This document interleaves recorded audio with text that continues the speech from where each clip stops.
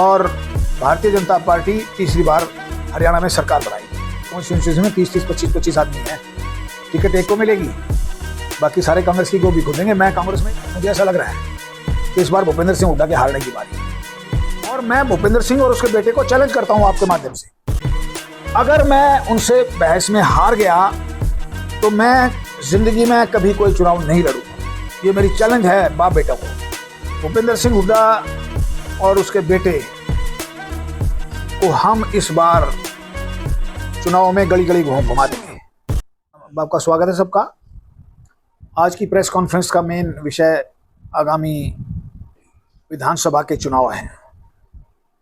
Bharatiya Janata party इस चुनाव में, अक्टूबर 1 के चुनाव में प्रचंड बहुमत से जीत के तीसरी बार सरकार बनाएगी। एक मिनट उसको बुला दे यार, गौरव को बुला।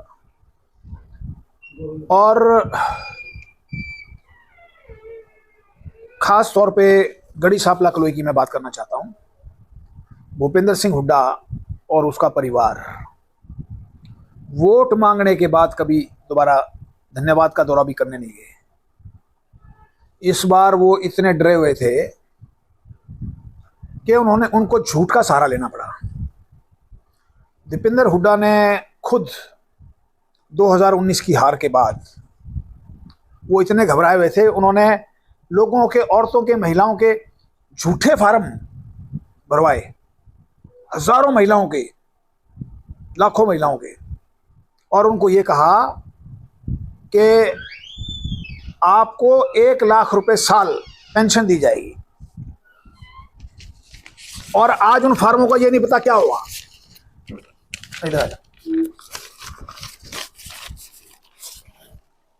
दलित और पिछड़े वर्ग के लोगों को यह कहा गया कि मोदी जी की 400 सीटें आ जाएंगी तो वो आरक्षण समाप्त कर देंगे। जबरदस्त बूथ कैप्चरिंग हुई, बोगस वोटें। आने वाले चुनाव में बोगस वोटिंग का सरकार ने इलाज कर दिया है। सीआरपीएफ की तैनाती हो जाएगी और आने वाले चुनाव में पूरे हरियाणा में कहीं भी बोगस वोटिंग नहीं हो पाएगी।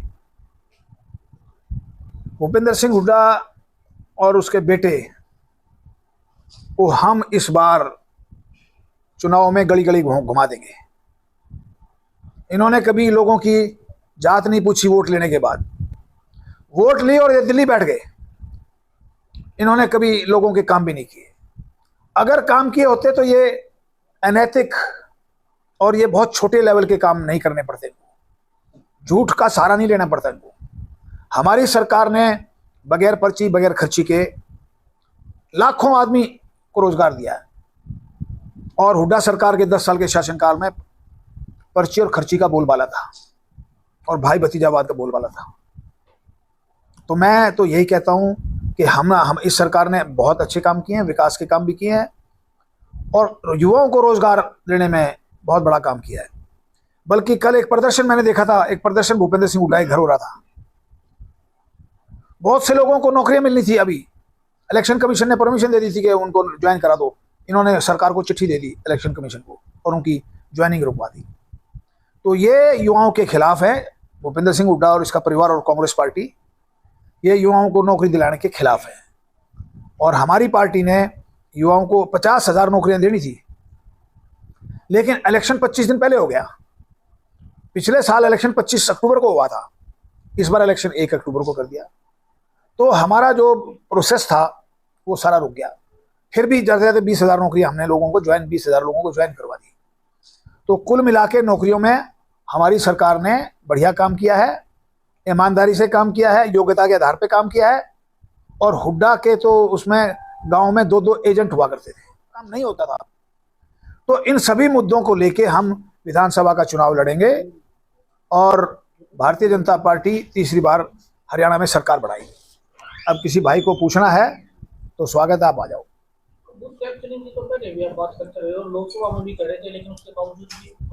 लोकसभा में हमें यह कहा गया था कि बूथ कैप्चरिंग नहीं होगी, बाहर से फोर्सेस बुला ली है। लोकसभा का इलेक्शन बहुत बड़ा इलेक्शन था और जो सेंट्रल फोर्सेस थी वो इतनी पर्याप्त नहीं थी। अब इलेक्शन सिर्फ 2 जगह है तो सेंट्रल फोर्सेस भी बिल्कुल खाली हैं। और जैसे पिछले चुनाव के अंदर भी सेंट्रल फोर्सेस आ गई थी, उन्होंने बोगस वोटिंग करने से रोका था, और अब भी मुझे पूरी उम्मीद है कि इनको रोक दिया जाएगा। कलोई विधानसभा हॉट सीट है। हाँ, पूर्व मुख्यमंत्री दो बार मुख्यमंत्री रह चुके हैं, और अब भी जो कांग्रेस पार्टी में जो कहा जा रहा है, तो बड़ा चेहरा जो है भूपेंद्र सिंह हुड्डा, कैसे मुकाबला करते हैं? आपको पता है कि भूपेंद्र सिंह हुड्डा का परिवार 5 चुनाव हार चुका था। खुद भूपेंद्र सिंह हुड्डा 2 चुनाव हार चुके थे। उसके बाद छठा चुनाव मैंने लड़ा था। राजीव गांधी मुझे नौकरी छुड़वा के लेके आए थे, और मैं वह चुनाव जीता था। और मैं भूपेंद्र सिंह और उसके बेटे को चैलेंज करता हूं आपके माध्यम से कि वो हरियाणा के किसी कोने में, भूपेंद्र सिंह हुड्डा का गांव सांगी है, उसमें जनसभा करें, और मेरे से इस पे बहस कर सकते हैं कि उन्होंने कितने काम किए और मैंने कितने काम किए। इस बात पे भी बहस कर सकते हैं भारतीय जनता पार्टी ने कितने काम किए और कांग्रेस ने कितने काम किए। अगर मैं उनसे बहस में हार गया तो मैं जिंदगी में कभी कोई चुनाव नहीं लड़ूंगा। ये मेरी चैलेंज है बाप बेटा को कि वो हरियाणा के किसी कोने में मेरे से बहस कर सकते हैं। अगर मैं चुनाव बहस में हार जाऊंगा, मैं राजनीति छोड़ दूंगा। अगर पार्टी मुझे चुनाव लड़ाएगी तो मैं पूरे दमखम के साथ और पूरी ताकत के साथ चुनाव लड़ूंगा। लेकिन 70,000 का मार्जिन था, चुनाव में कोई भी हार सकता है, और मुझे ऐसा आभास हो रहा है, मुझे ऐसा लग रहा है कि इस बार भूपेंद्र सिंह हुड्डा के हारने की बारी है। लेकिन आप ये भी तो मानते हो कि 90 सीटों के लिए 2,500 लोगों ने आवेदन किया है, तो कहीं ना कहीं कांग्रेस पार्टी की तरफ लोगों का रुझान तो लग रहा है। अब वो जो 2,500 है ना, एक कॉन्स्टिट्यूंसी में 30-30, 25-25 आदमी है, टिकट एक को मिलेगी, बाकी सारे कांग्रेस की गोभी खुदेंगे। मैं कांग्रेस में ही रहा हूँ सारी उम्र, मुझे कांग्रेस पार्टी का सिस्टम पता है। वहाँ विरोध ज़्यादा होता है और सपोर्ट कम होती है, और वो तो मैंने इनको बता दिया कि झूठे वादे करके ये हाँ, वो मैंने बता दिया, बता चुका हूँ। तो सर एक बात, पार्टी में तो आपके लिए काफी लोग हैं जो टिकट के दावेदार हैं। रोहतक की बात करें, हाँ, या दूसरी चुनाव की बात करें, तो काफी लिस्ट रही है, तो इसका मतलब टिकट तो एक को ही मिलने हैं, तो इसका मतलब वो हमारी पार्टी में 2-2, 3-3 दावेदार हैं, वहाँ 20-20, 25-25 दावेदार, फर्क है बहुत ज़्यादा। 2-2, 3-3 से ज़्यादा दावेदार नहीं हमारी पार्टी में, और हमारी पार्टी डिसिप्लिन पार्टी है। कांग्रेस पार्टी डिसिप्लिन कहाँ है? शैलजा कुछ बोल रही है, रणदीप सुरजेवाला कुछ बोल रहा है, भूपेंद्र सिंह हुड्डा कुछ बोल रहा है, दीपेंद्र कुछ बोल रहा है। भूपेंद्र सिंह हुड्डा तो पुत्र मोह में फंसे हुए हैं। अपने बेटे को एस्टेब्लिश करने के लिए वो किसी स्तर पे भी जा सकते हैं, और हम उसके बेटे को नहीं एस्टेब्लिश होने देंगे, ना भूपेंद्र सिंह हुड्डा को चुनाव जीतने देंगे। आप कांग्रेस पार्टी में रही है, कांग्रेस के प्रभारी बाबूजी, उन्होंने कल एक बयान दिया कि जो राज्यसभा या लोकसभा के मौजूदा सांसद है उनको विधानसभा चुनाव नहीं लड़ाया जाएगा, तो कहीं ना कहीं रणदीप और शैलजा को लेकर ये तो कांग्रेस पार्टी वाले बताएंगे, मैं इसके बारे में नहीं बता सकता। मैं तो अब भारतीय जनता पार्टी में हूँ, नहीं, क्योंकि आप रहा हूँ। मुझे नहीं, उसके मैंने ना तो बयान देखा, और मैं उनके बारे में मैं कुछ नहीं कह सकता। वो कांग्रेस पार्टी वाले उनसे पूछो। पुराने राजनीतिक रहे हैं और कांग्रेस में भी आपने काफी अर्सा बिताया है, तो क्या लगता है कि कहीं ना कहीं मंशा ये हो सकती है कि जो मौजूदा विधायक हैं, मौजूदा सांसद, उनको चुनाव लड़ना? भूपेंद्र सिंह हुड्डा कभी जिंदगी में मुख्यमंत्री नहीं बनेंगे। जो भजनलाल के साथ उन्होंने किया था वो उनके साथ होने जा रहा है। अगर कांग्रेस पार्टी का बहुमत आया तो फिर भी भारतीय जनता पार्टी ये अपना हिसाब तो दे दें। कितने लोगों को, अब इतने लोगों को वायदा करता है, कितना झूठ का सहारा ले रहा है। अगर दीपेंद्र हुड्डा को रोज 500 आदमी मिलते हैं तो 500 को नौकरी का वायदा कर रहा है वो। तुझे डीएसपी, तुझे इंस्पेक्टर, तुझे मेंबर, तुझे एचसीएस ऐसे करते रहे। भूपेंद्र सिंह हुड्डा अपने 10 साल के शासनकाल में अपने गांव में एक भी एचसीएस नहीं बना पाए। हमारी पार्टी ने योग्यता के आधार से उसके गांव से 3 एचसीएस बनाए, 3 मजिस्ट्रेट बनाए हमने, रिकॉर्ड की बात है। भूपेंद्र सिंह हुड्डा, मैं उनसे पूछ रहा हूं दीपेंद्र से, बताओ ना आपने क्या किया भाई? 10 साल तुम्हारा शासन रहा, कलोई हल्के से बताओ कि कितने आदमी एचसीएस तुमने बनाए? अब तो कलोई में 7-8 एचसीएस हो रहे हैं योग्यता के आधार पे। कल मैं चिड़ी गांव में गया था, वहां मुझे 3 ऐसे आदमी मिले जी। एक तो कहने लगा जी मेरे 3 बच्चे योग्यता के आधार पे बगैर पर्ची खर्ची के इस सरकार में नौकरी लगे।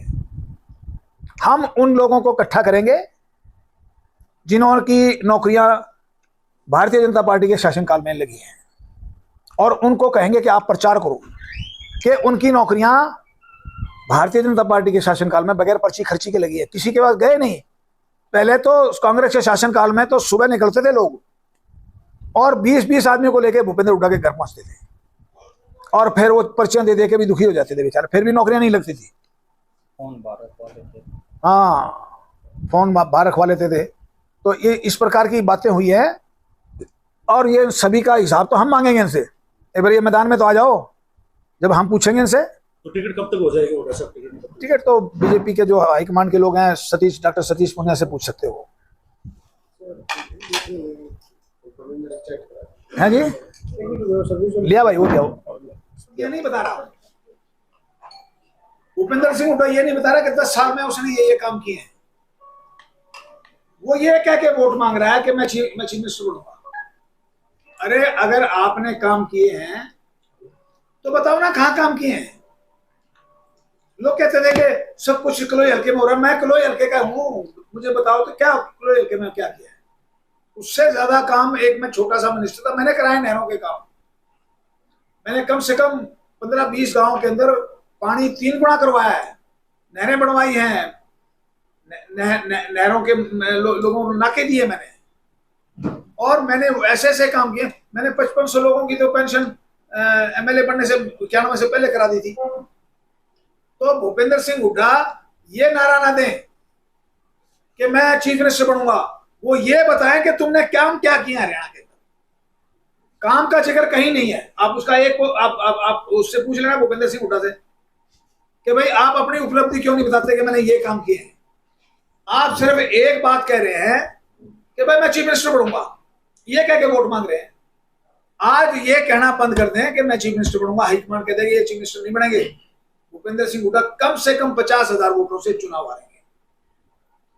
वो तो लोगों को ये बरगला के कि भाई मैं चीफ मिनिस्टर बनूंगा, सारे काम करूंगा, वरना ऐसा अभी कोई काम नहीं हो रहा। तो मैं सिर्फ यही कह रहा हूं आपको कि इस समय भूपेंद्र सिंह हुड्डा घबराए हुए हैं अपनी संभावित हार को देखते हुए, और पार्टी भारतीय जनता पार्टी का कोई भी कैंडिडेट लड़े, हम सब इकट्ठे होकर यूनाइट होके और हम मुकाबला करेंगे और इस चुनाव के अंदर बाप बेटे को गली गली घुमा देंगे। मैंने पिछली बार, आपने याद होगा, आपने मेरी बहुत मदद की थी, चार जनसभाएं की थी मैंने। अगस्त के महीने में 2023 में भूपेंद्र सिंह हुड्डा कभी चुनाव में वोट मांगने बाद कभी नहीं गए। मेरे प्रोग्राम से घबरा के वो एकदम से सारे एक एक गांव में गए और एक एक गांव में सभाएं की कि यार एक कृष्णमूर्ति को भ्रामक प्रचार फैला रहा है, मतलब घबराहट से। वही घबराहट आज उसको है। इस बंदे को इस चुनाव में ये बताना पड़ेगा कि तुमने क्या काम किया। आज बेरोजगारी वहीं के वहीं खड़ी है, गढ़ी सांपला कलोई में बेरोजगारों के साथ छल किया, धोखा किया। गढ़ी सांपला कलोई का चीफ मिनिस्टर और गढ़ी सांपला कलोई के लोगों को नौकरी के लिए पैसे देने पड़े। ये मेरी चैलेंज है बाप बेटा को, लेकिन मेरी बात का किसी का जवाब नहीं देते हो, वो टाल मटोल कर जाते हैं। अब किसी भाई को कोई पूछनी बात तो पूछ सकता है।